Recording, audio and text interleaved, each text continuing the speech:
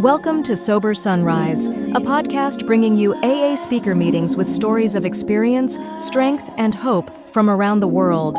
We bring you several new speakers weekly, so be sure to subscribe. We hope to always remain an ad-free podcast, so if you'd like to help us remain self-supporting, please visit our website at sober-sunrise.com. Whether you join us in the morning or at night, there's nothing better than a sober sunrise. We hope that you enjoy today's speaker. Yeah? Okay. Hi, I'm Robi. I'm a recovered alcoholic. Oh, hi, guys. I was so glad to get the spot right after lunch.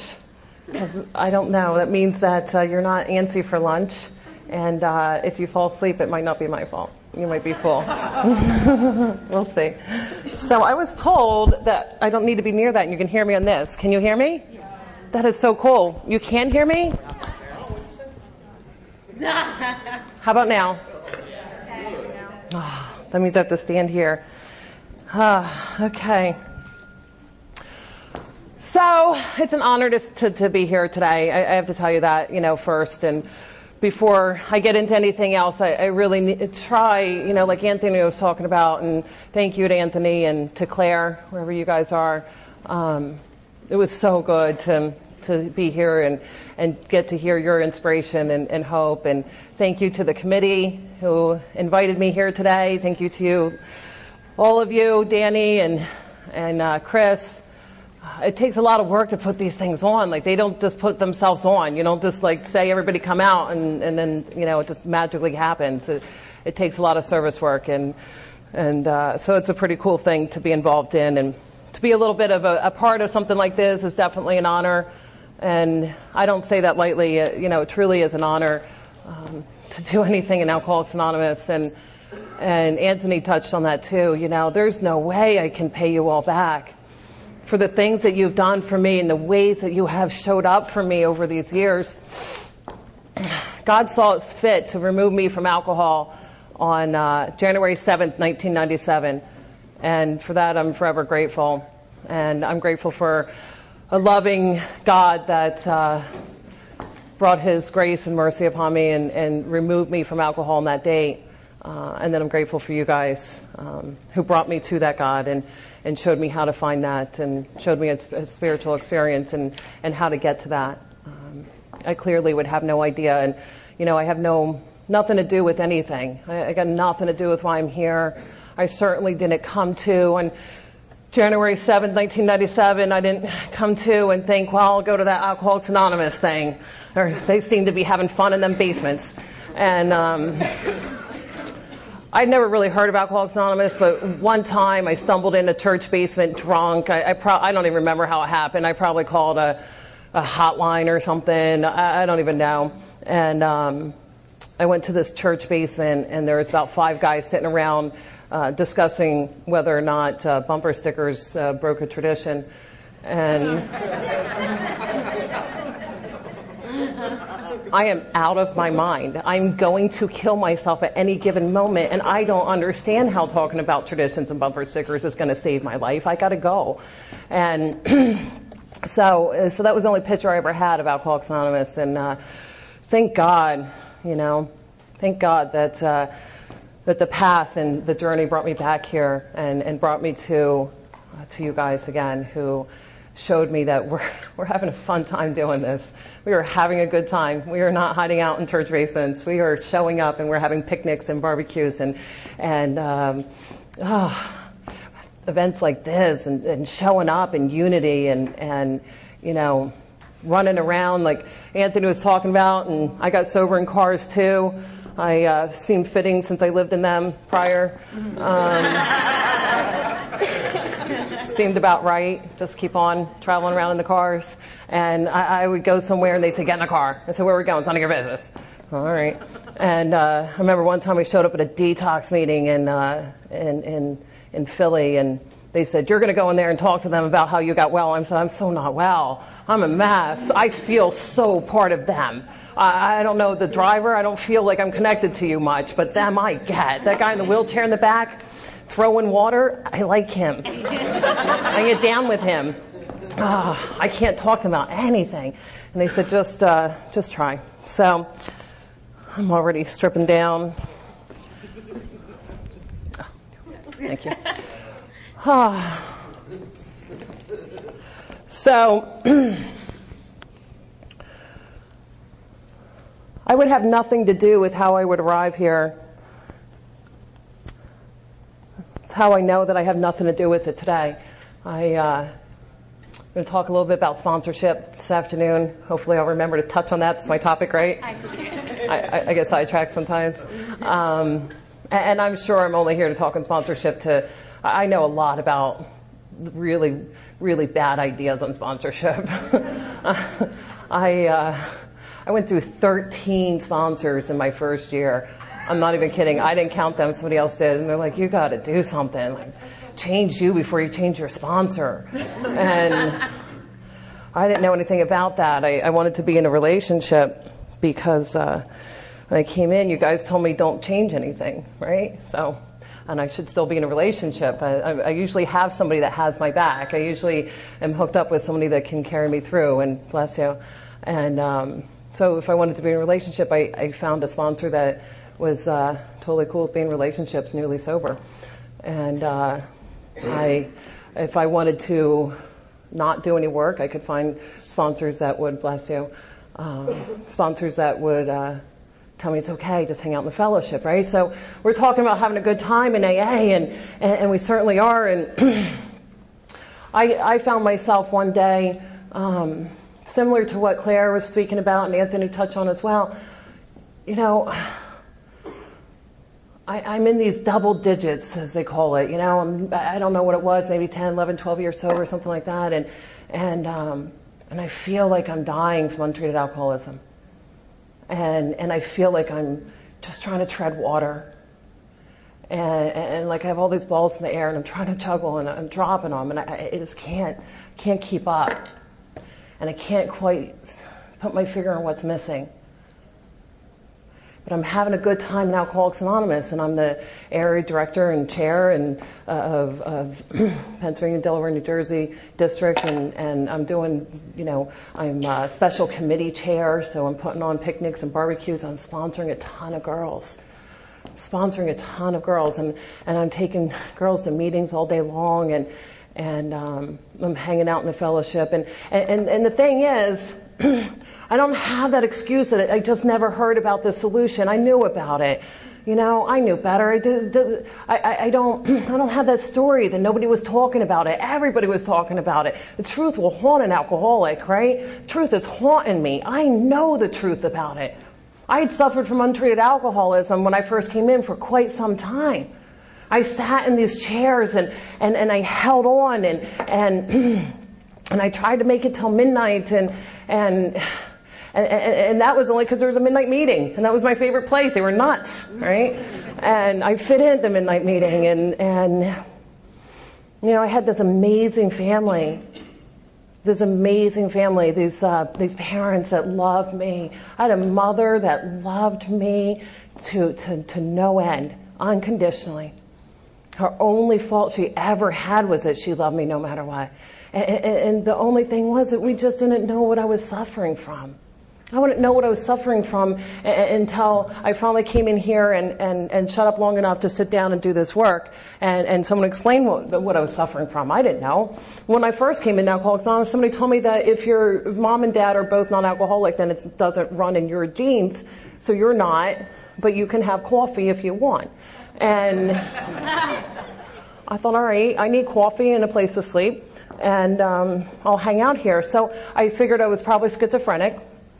And I have multiple personalities. I don't know if anybody can relate to that. But I think that I'm actually nuts. And if you guys find out that I'm not real alcoholic, I'm actually just completely nuts.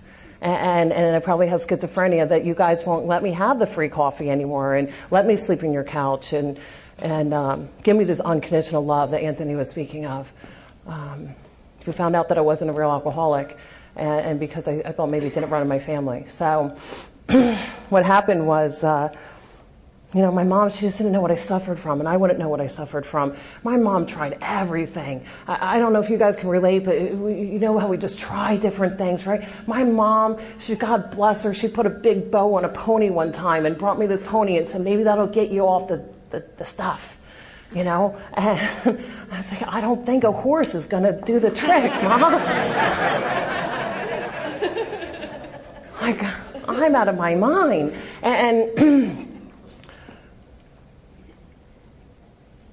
And I don't know anything about this spiritual malady. I just know that I don't feel okay. And I don't know if you get that, but I just don't feel okay. That restless, irritable, and discontent that the book talks about, it's just for me, all I knew, I don't know about a spiritual malady, I just knew that I so didn't feel okay, ever. I just felt icky. And I had so much self-loathing, and that's my daughter and friend that's late. Hi, guys. For the recording, my daughter has showed up late. No, I love you guys. It's really an honor when my kids come. Thanks for bringing her. Bye. So, I don't know what I suffer from, and I just know I got this case of I gotta go. I can't fit in. I gotta go all the time. I can't be here. I can't stand this. I can't be alone, and I can't be with you. And when I put anything into my body, and I would start with attention, I would start with sex, I would move to anything else that worked, and I found alcohol, and that comfort went away. I don't know if I felt okay because anything changed or stuff. I didn't really give a rat's ass if you guys liked me or not. It doesn't matter. The fact I wasn't pretty enough or thin enough or smart enough, for seventh grade didn't matter to me. And that's that self and that ego. It's everything's tell me it's all about me. And that was taken away. And I would learn to chase that for a long time. The deal is that today, this here, what we're doing now, Alcoholics Anonymous, that takes that away. That gives me that sense of comfort. Everything I've ever searched for is right here. I came in here broken and lost, suffering from this hole that was the size of Texas, this just trying to find something to put in it. That spiritual malady, just trying to find anything I can to put in that hole and make myself be able to come out and play and hook up today. The book talks about that we'll seek the most sordid of the places on earth to find approval and companionship. And I'll do that today, suffering from untreated alcoholism. And I would do that out there. I would find myself living in the streets of Camden and Newark and New York City, 13, 14, 15 years old, just in and out of treatment centers, living on streets with this great family to go home to. And really, I just want to find some approval from them out there, anywhere I can get. But the problem is I wake up with those four horsemen again and again. I would come to with this bewilderment of how did I get here again? How did this happen? This frustration that I just can't stop. And the book talks about if you're honest for yourself for even a moment, you can tell yourself the truth, and that is that you have no idea why you do it any more than your family knows. My family would look at me and say, she's such a sweet girl, why does she do it? Why doesn't she just come home? I would have, and I'll just go into this briefly, but I was about 15 years old. I'd go to the hospital and give birth to this little baby girl, and she was amazing, and she was beautiful, and I had no idea how it would change something fundamentally inside of me. And I would vow that I would spend from that moment on. I was 15 years old and already in and out of treatment centers. I could hear my mom, I'd overhear her just saying, there's no use, there's nothing left we can do, she's just going to die that way. Let her go, to my dad. And then I gave birth to this little girl, and I thought, now I have purpose, and I have life, and I have unconditional love, and I will chase this. I will chase this love. I have approval and companionship here, and I'll do anything to take care of this little girl. And I would find myself taking her to the most sordid places on earth. And that's where alcoholism brings me, right? And I come in here, and I find out that anything I've ever been looking for, you guys have. And it's that comfort that I'm just okay here. It's that post-spiritual experience, that post-spiritual awakening, that post-set-aside prayer. Where is Claire? Are you still here? She's outside. So was interesting. Someone came to me, so we'll skip back ahead. So I go through the steps and I find a sponsor that tells me the truth. So we talked a lot today about telling the truth, and I've seen a common denominator in that message that's coming across, and telling the truth about alcoholism and telling the truth about the solution. And, you know, like I said, we're having a good time doing this thing. It's a hell of a journey. It's a good time. We're having fun, but we're serious when it comes to getting through this work and doing what's required. It's required work. You know, it's not a fellowship just to hang out in and maybe do this work or not. It's a fellowship to support the people that have done the steps, that want to come together and support that. Support one another in this work that we're doing. It's required in order to have a spiritual experience, a spiritual awakening.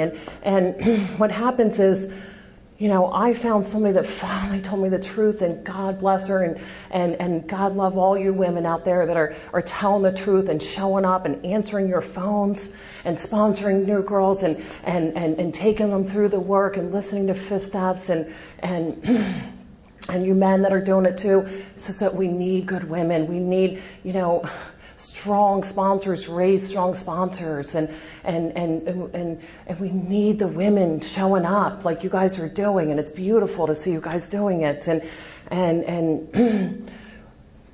telling the truth, you know, and not being so concerned with how we feel. So I had this woman come up to me in Northeast Philadelphia at a women's meeting, and I was a couple years sober and out of my mind, and I gotten pregnant in detox, I think, and that wasn't going so well, and he had left, and there's a big shocker, right? I had went to my mom and I said, I'm pregnant with twins, and their father left. She said, not the nice man you met in detox. How would that happen? He seems so nice. When you were throwing up and he was holding your hair back, a nice guy. So So I'm going to meetings and I'm crying about that I'm pregnant again and I'm scared, and I am, you know what I mean? I show up here, I'm a scared and frightened little girl.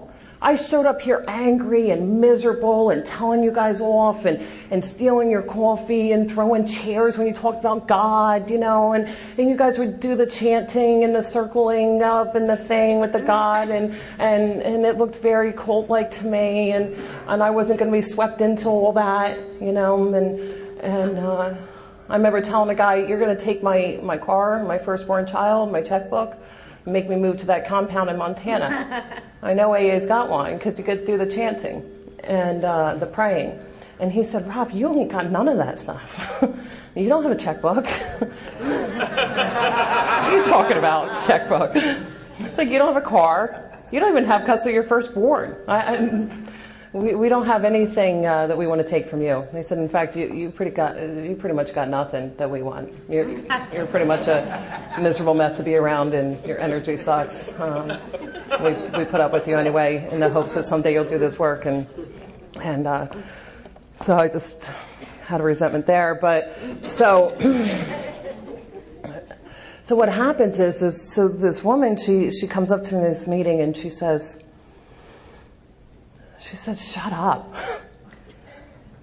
And something inside of me, I felt that energy of this is serious, is I know I'm going to die. I've taken away, this thing has taken away the only solution I've ever had to this thing called living. I don't do it well. I don't like myself very much. That's why I don't like you. And I feel so much more hopeless than I did when I walked through these doors. Because now I stopped drinking and I still can't stop. The insanity, the chaos, that deep pit inside of me that just feels like a dark cloud of loneliness and despair. I can't stop that. And I don't drink. How do you explain that? And she said, we explain that as alcoholism. It's undreated. And it's okay. We have a solution to that. And she said, if you would just shut up. We don't give a crap about your pregnancy, your ex, your kids that got taken away. We can't help you get them back. She said, I can't help you get your kids back. She said, but if you shut up and do this work and you sit down with me, I can show you a way to freedom. from all that crap. She said, I could show you a way to freedom. She said, I could show you a way to peace. She said, if you do this work that's required, you could have a spiritual awakening, and as a result, you could go and show other girls, and you could get well, and you could live in a place of freedom. She said, you could lay your head on the pillow at night with a sense of ease and comfort. She said, you could lay your head on the pillow at night, and you could just fall asleep. Just like that. Without shame and remorse and guilt and all that going through your head. You could stop contemplating suicide or killing other people. You could stop, you could just be at peace. I don't know anything about that, but I would have done anything for it, right? I would have done anything just to feel a moment of peace. Just to feel okay.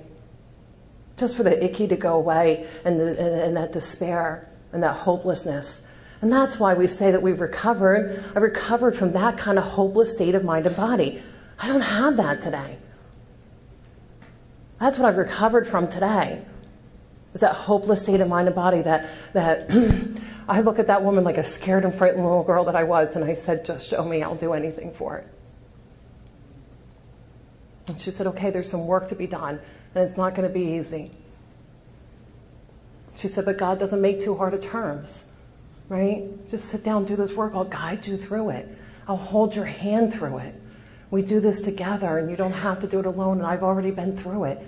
Right? And that's how we know. And when we're looking, and if you're new and you don't even know how to pick a sponsor, that's how we know. First of all, like Claire, I think, had spoken about earlier, if there's an energy that comes off of somebody that's walking in the sunlight of the Spirit, there's a light that shines in them. There's a peace to them. There's some serenity. There's a place where there's a space where there's no chaos and drama and they're not gossiping about other people, and you just like to be in their space. Just share your space with me. I like being in your space. There's a lot of us that have that. There's a lot of people in this room tonight that I just want to share space with you because your energy feels good to me, and I know that comes from the fact that you're walking hand in hand with God. And you're seeking a God that I'm seeking. And we may not always get it right. You know, I don't always get it right, and I know that for sure. And I talk to God this morning on my knees, as I do when I wake up, on my knees, humbling myself before God. Please show me, light the path, show me the way. And I don't know that I'm doing your will. I'm seeking it. And I don't know that I'm doing it. But I know it pleases you that I ask. And I seek that God. And I hang out with people that seek that God. And my sponsor and whoever takes me through this work and I'm working with is that person that's also done, one, it's kind of important, that's also done the work.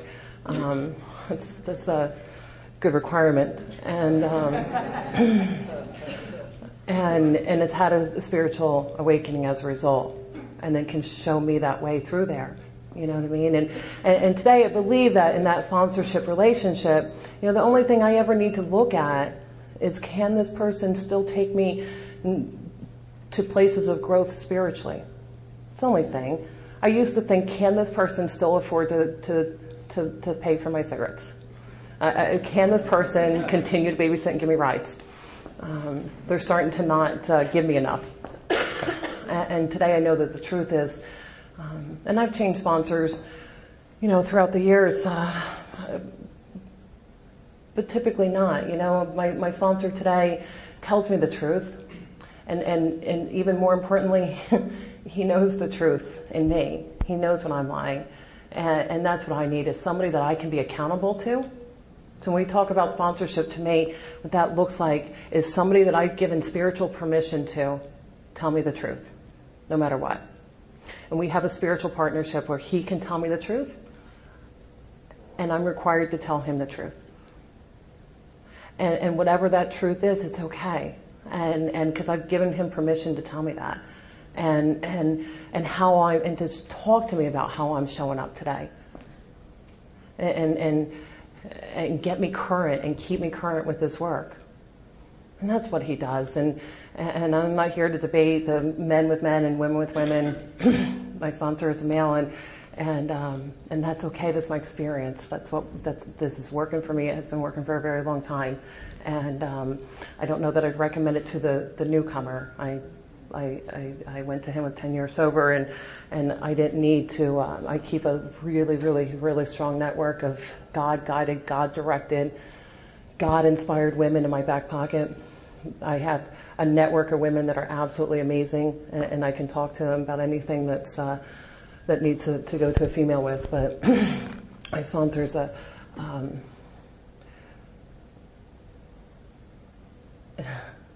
he's that one person that can see the truth through me, and I've given permission to, and that's what I need today. And today we have the sponsorship family, and again, I'm not here to be controversial. I don't know much about this whole, let's not be friends with our sponsors, or I don't want a sponsor to be my friend, or vice versa, and that might work for whoever. From my experiences, it's just I can't listen to a woman's fifth step and sit down and have the most intimate conversation she's ever had in her life and ask her to open up her heart and to tell me the truth and to sit there and invite God in and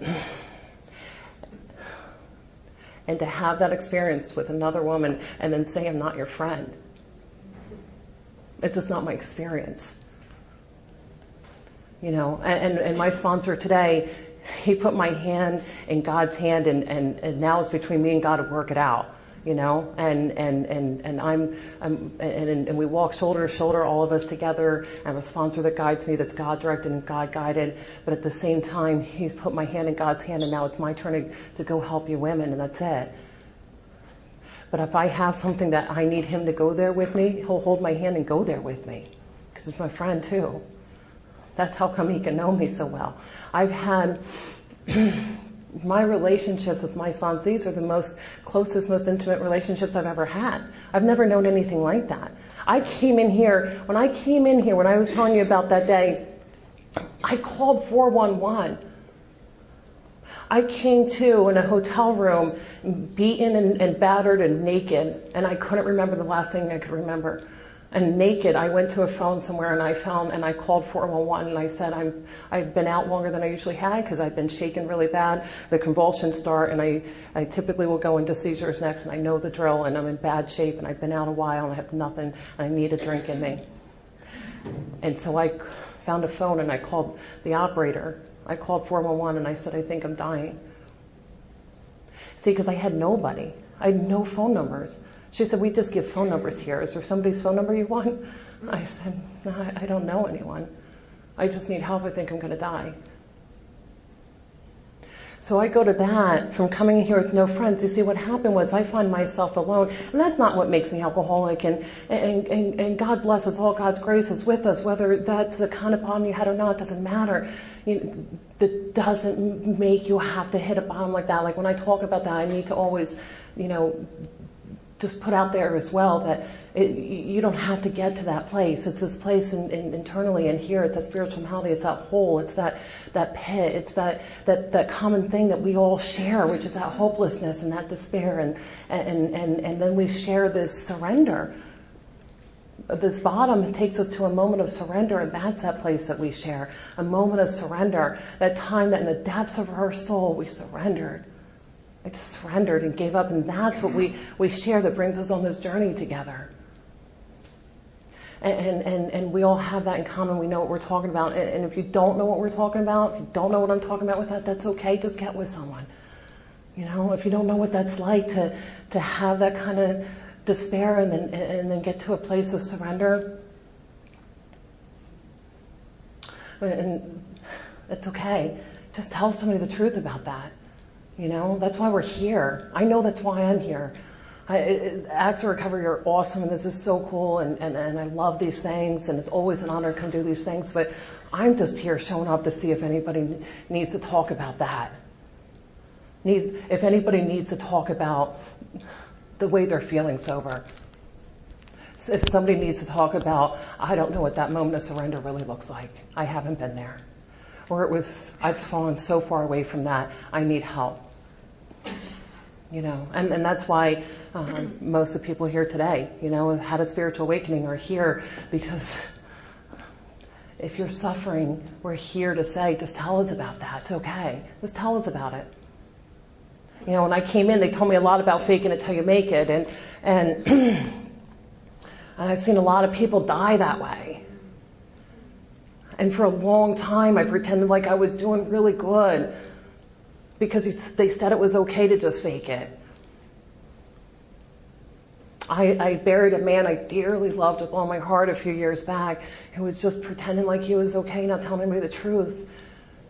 We bury our friends when we're faking it. It's about telling another alcoholic the truth, and then something happens in that magic of when two people come together for the purpose of recovery. Just telling another person the truth of where we're at. And I know for me that's the truth today. And so, and I know that was God that day that I called 411. I didn't know anyone. I came to alone, having nothing left to go to, and nothing but God. I got on my knees and I said, God, please don't let me die. And they brought me to you guys.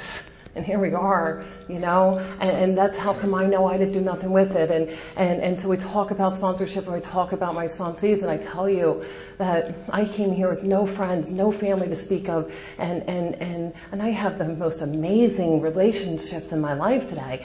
And you know, like in the Native American world, they talk about this, the definition of spirituality being right with yourself, God, and others. Right? So we get right with ourselves, God, and others, and we stay right, and we stay right on that 10, 11, 12, and staying on that beam, and that beam is love, but we have to be right with ourselves, God, and others.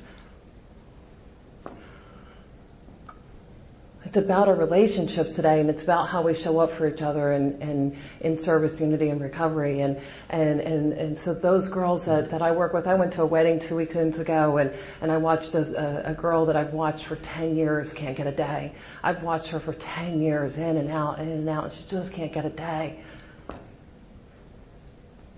And 2 Saturdays ago, we went down to the church and watched her get married. You know, celebrating a few years now, and her husband and little baby, and they got married, and I stood there and watched that, and those are the honors that I have today. That's how come I don't say, let me listen to your fifth step, the biggest honor I could possibly have in this deal, and then not stand with you at your weddings, and stand with you in your court dates, stand with you when you have your babies. I had another girl, and I'll just talk about this briefly because it came to me and whatever flows to me. So I had another sponsee that had a similar experience as me as far as getting pregnant and early sobriety and stuff like that. And I went with her to the hospital to give birth to her baby 3 years ago. Last week, it was 3 years. And we went to the hospital, and I was her birthing coach, and I held her hand while she gave birth to the baby. That's the miracle. That's the stuff we're doing. It doesn't have much to do with this hour or two that we're in here, typically just talking this talk. It's all good. It's about how I'm moving my feet out there, though. It's about how I'm showing up for my girls. It's about how I'm answering the phone. It's about, am I answering the phone when they're calling? Am I taking the time? My sponsor tells me the service work only counts when it's inconvenient. If you're excited about it, it doesn't count. It must be inconvenient and for it to count. But and he tells me, are you spiritually mature enough to do this service work without being found out? Do you need to tell anybody? Do I need to say, no, I'm sorry, I can't make it, I'm doing step work? Or can I just say I'm busy tonight? Do I need to be found out? Do I need people to know I sponsor a ton of girls? Is that necessary? Am I spiritually mature enough to just show up and help whoever's in front of me?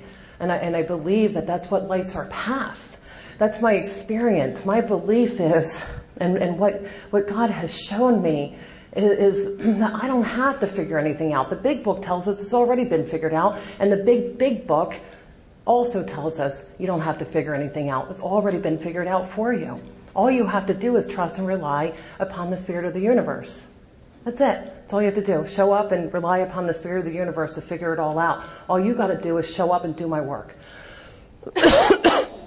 Perform my work and perform it well. And that's my experience, is that I don't need to find my path and what way that's going to take me. I need to light the path for the new girl.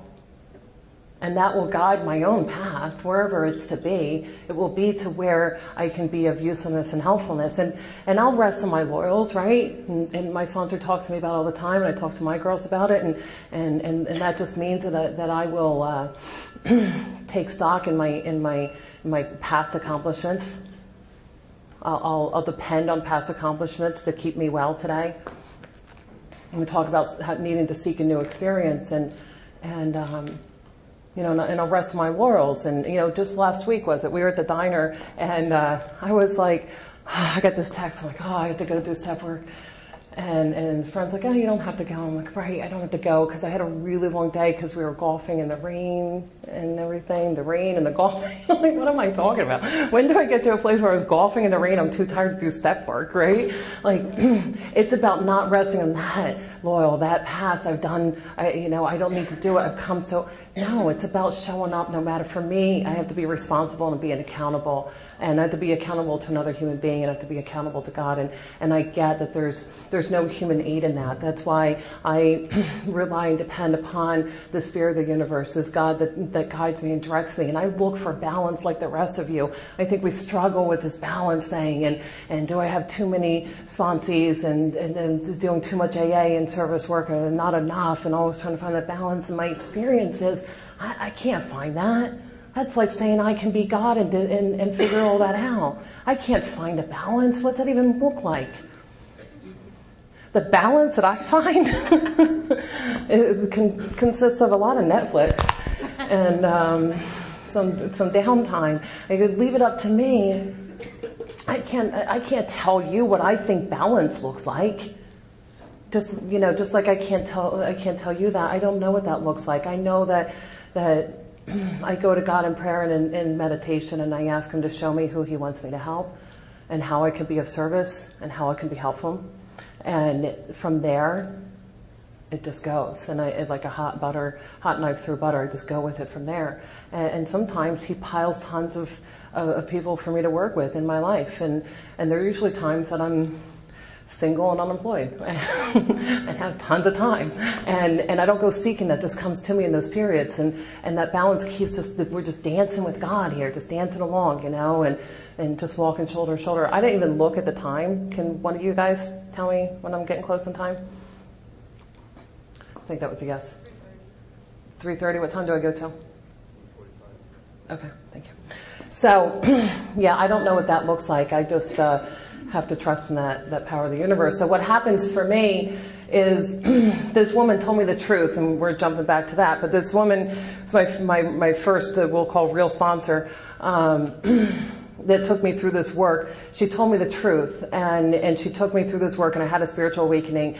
And as a result, I was out there helping people and doing tons of really cool stuff. And I was living out in California, and we were hooking up with AA out there, and we were doing some pretty neat stuff out there and having a good time. And I moved back here, and I'm back in my old home group that I got sober in, and I'm having a good time, and I'm lost in it. I'm lost in it, and I don't know what to do, and I don't want to tell anybody. And but I knew, this is back to what I was talking about at the very beginning, I knew a solution. I knew a God that was loving and full of grace, and that if I seek Him, He will show me the way again. I knew about that. I just got a case of the busies, and I figured if I was doing the service work, that's where they told me the winners were. If I was hanging out with the winners, doing service work and making meetings and doing all that, and I know today that nothing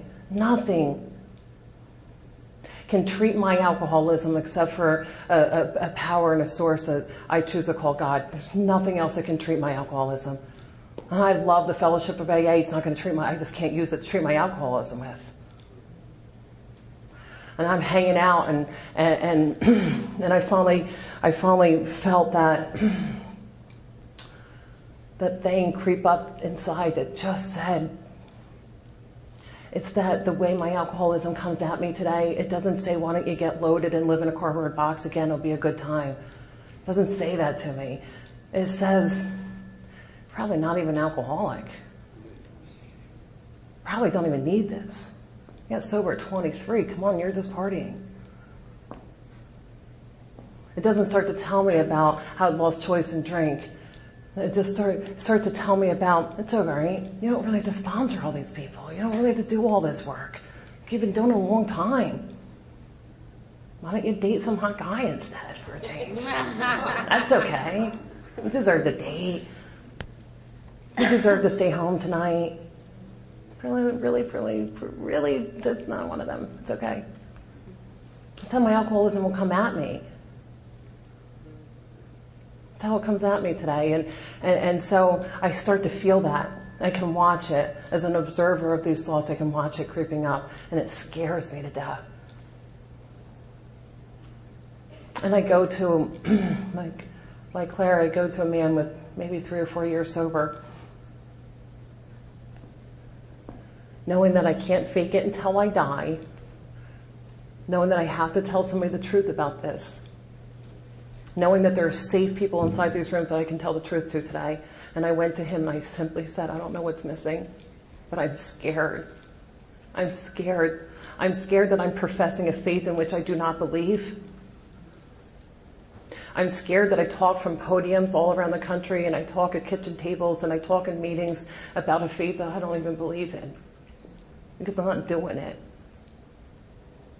And I'm scared that my actions, my insides don't match my outsides, and that's the truth. I'm in conflict with my insides and my outsides. And I know the truth. But I don't feel like I know a God anymore. That God that lives deep down inside of each and every one of us, I know is in there, and I don't know it anymore. And I don't know what I'm not doing right, because I'm sponsoring girls and I'm in service and I have a lot of commitments. And he said, what's prayer meditation look like? What's 10, 11, and 12 looking like for you? How accountable are you being?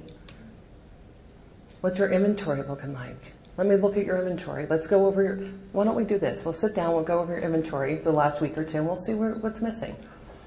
I said, yeah, I used to do that with the pen, and now I've gotten so good at it, I can do it in my head. I just do it in my head. Oh yeah, I'm good, check, good night. He said, if you can't show me your inventory, that's what's missing. He said, what's your meditation life look like? I said, I used to be really into that meditation, and I got busy. He said, let's talk about that. And that's okay. And so we talked about that, and he got me back into that writing that daily inventory. And I didn't have to get drunk again. I didn't have to die. I didn't have to make a big thing of it. I just quietly need to sit down and get current with someone. I need to get back into a daily practice. And today that practice is what keeps me with that peace and that freedom again. That morning routine of meditation and prayer and journaling and he said, he started to tell me about how there's a big difference in being into activities and taking action. There's a big difference in that. And he started telling me what does that look like? What action are you taking? What are you responsible to take action for? How are you bearing witness in that third step? And it's funny because right after that, Claire's on here, but right after that, when the book talks about how we must expand upon our spiritual life to handle those certain trials and low spots that lie ahead, because they're going to lie ahead, and I have to expand upon it, not when that trial hits me suddenly, because it comes suddenly. I can't prepare that down the road someone I love is going to die. I better get spiritual now. It doesn't. What happens is those low spots are coming, and I better be prepared for them, and I better be getting worked up for that. And I better be seeking new experiences in that. And I knew that, but what happened was this friend of mine, she came over and she came over to my house and she said, I know you've been looking for some new experiences lately, and my friend Claire said to give you this. And she gave me the set-aside prayer. And I put it on the kitchen fridge And I looked at it the next morning and I thought maybe I could bring this into my spiritual routine. And so I talked today about that pre and post set aside prayer life, what that looked like. And the amazing thing was my life was good. Things were good. And today, still sponsoring girls and still working with the sponsor, being accountable, it's something fundamentally different because it's tapping into that power. And that feels different than doing this work because it's required. When I look at doing service work or taking somebody through this work or sitting down listening to a fifth step as a chore, I'm in trouble. Today I do it because with all my heart, I want to see you get well. I would do anything for you to have that kind of freedom and experience. I do it because I see girls come in that are still staring at the shoes. They can't get their eyes above the shoes. And that's okay. I was like that. I see them come in broken and frightened and scared. And I see them just have a broken spirit and feeling helpless. And I see them come alive. I see God transform women in front of my very eyes on a daily basis. I watch miracles every day. That's how I have a new experience with these tests as I'm doing them. And I see women start to just lighten up some. And wear pretty purple and have pretty hair and sit on the beach and do a fifth step, and I see them just starting to lighten up. And their eyes start to light. And they start talking about God and meditation, and then they start telling me things like, no, I can't go out on Friday. I'm taking this new girl through the work. And then I see that new girl's taking other girls through the work. And it's an amazing thing that's coming up amongst us. And to watch it is absolutely the highlight and the bright spot of my life. It doesn't get any better than that. I get done a fifth step and I feel like I'm in love. I don't know with who. I don't know exactly who it is just yet, but I am in love with him. I got this fire, and she's like, I'm exhausted, I'm going home. Like, I'm going to be up till 3 o'clock, like vacuuming, I don't know what to do with myself. That was amazing stuff. And that kind of thing, that kind of energy and high that I get from working with a new girl and watching her come alive and have a spiritual awakening and to see God transform her before my very eyes, that kind of experience is bar none to anything else. The high and the drunk that I chased all those years can't touch it. That feeling of being in love with the whole world, like you have this capacity to love the whole world. Just go do it, that kind of thing. And that kind of spiritual experiences just get deeper and better. And it's an amazing thing. It's an absolute amazing thing to be a part of. And we have this sponsorship family that's pretty badass, I gotta tell you. And we get together and we have family dinner on Sunday nights and at least once a month or so. And all my girls are required to at least bring 3 of their girls, and those girls are required to bring at least one person. And we get together and we talk about what books you're reading. What's your prayer life been like? What did you find? What are you doing? And we talk about what's your home group look like? Are you needing help at your home group? My home group could use some service commitments to be filled. And I just read this book or that book, and we share with each other how to go along on this journey, and we bond together as a sponsorship family. And my sponsor comes in and he starts talking about what he's doing that's new, and we learn from each other, and we're just, holding each other's hand, walking each other home, all figuring it out together as a family in unity. And those girls, they email me their inventory every single night around 9 o'clock, ding, ding, ding, phone starts going off, emails are coming through, they write their inventory. If they don't live nearby, they email it off to me.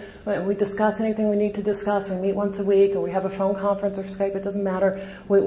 But they're showing up and they're helping other girls, and I watch it, and so then I have purpose, and I live a life of purpose that I know nothing about. I would have so shortchanged myself when I came in here just asking to not be physically sick anymore. Maybe find a place I could live on a regular basis, and today I live a life of purpose. Today I have a reason to show up and go out there, and this joy that comes over me. this joy that comes over and that's so overwhelming. Sometimes I have to stop what I'm doing, pull over the car, whatever it is, and I just weep and tell God, I know I never did nothing to deserve this life. I don't know what I did to deserve this life, but thank you for it. And today I can have friends in my life that show up no matter what. 16 years that I've been in Alcoholics Anonymous, I've never turned a corner that you guys weren't there.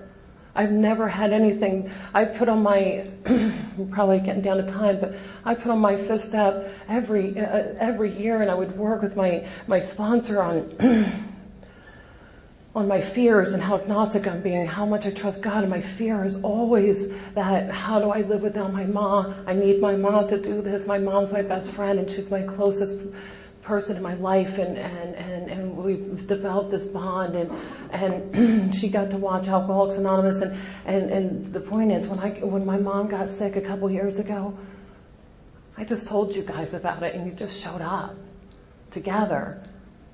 When I went down to be with her, my sponsee showed up to babysit the kids. And when I went down to sit with my mom when she was on hospice, and I was there, and her final breath was a beautiful thing that we had as a result of this, the freedom and the connection that we had, because there's nothing between us. And after she passed away, I reached over, I was cuddling up in bed with her in her living room, and I reached over and I grabbed my phone, and I called my sponsor. He said, "What's going on?" I said, "She stopped breathing." He said, "Yeah, you have to call somebody else before me."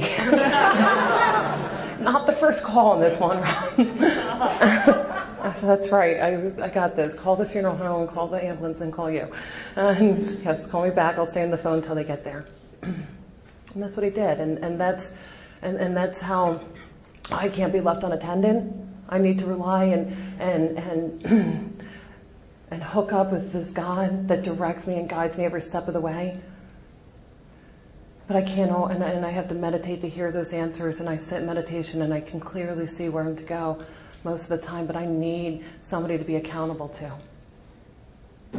Somebody that can tell me what that looks like. And so for this relationship that I have with this sponsor of mine, and then with the sponsees that I have, and then with my own daughters, there's nothing like it in the world. So everything I was ever searching for when I talked about when I first came in, broken and lost, I found in you guys. I found in AA. I found my home here. I just searched for a home my whole life, somewhere where I belong, and now I get to have this purpose and this family and this home. And I never did nothing to deserve it. But I believe my job is that what you want, give.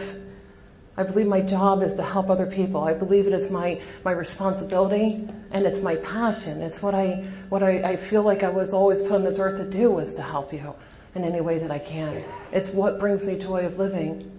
It's what gets me out of those stressful moments, and that's what we're doing. That's what Bill saw 13 days sober in a hospital. He had the thought so far beyond any kind of spiritual maturity I'll ever reach. He had the thought, maybe if I do this, I could help other people, and maybe those people could help other people. He took that thought even that much further, and people could start to get well. I didn't come here for all that. I didn't come here for all that. I didn't know anything about it. I know today it's the greatest honor and gift that I have. And I know today that this whole deal is about helping others. And the book tells us this is what we do. When all else fails, this is what we do. And it tells us that our whole purpose is to fit ourselves into maximum service to God and others.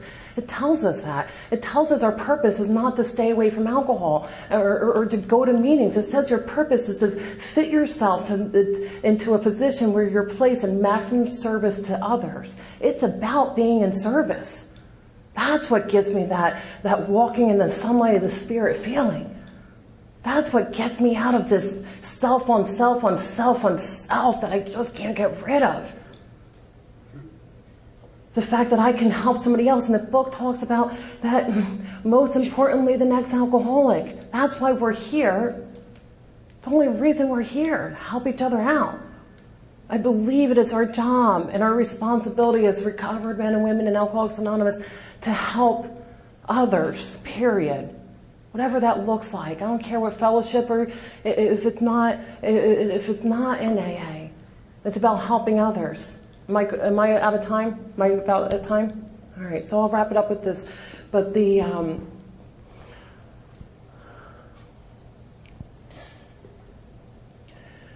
gift really is to be able to show up today.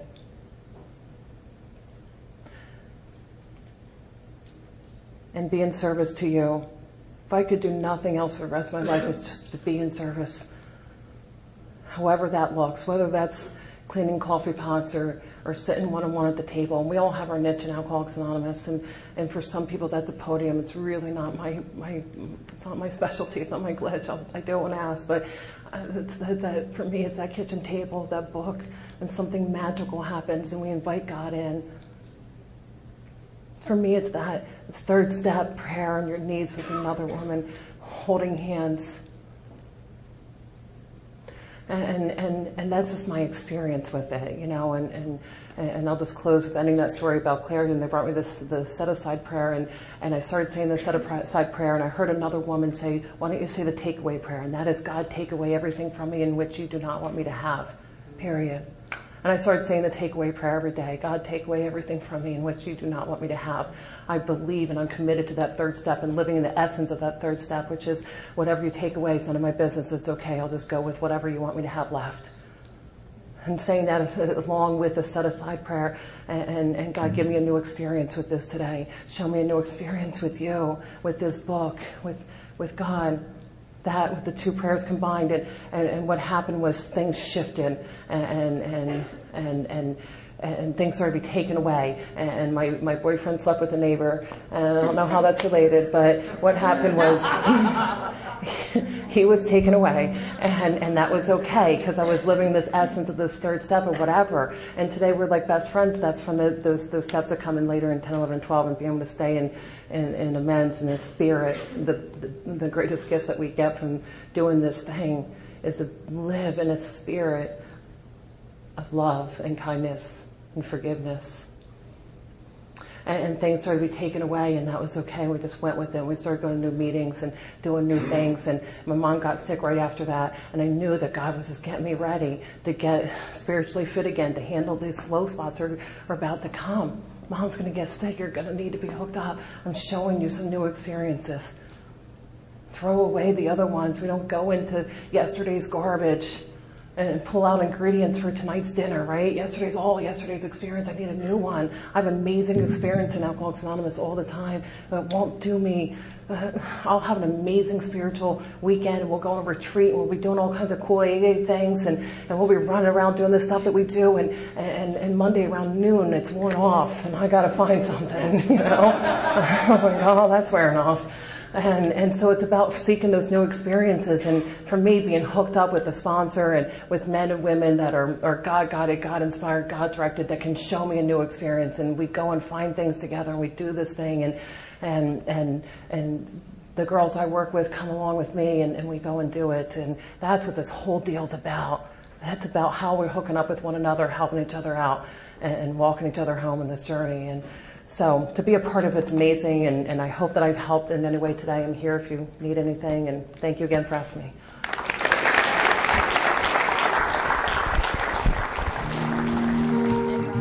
Thank you for listening to Sober Sunrise. If you enjoyed today's episode, please give it a thumbs up as it will help share the message. Until next time, have a great day.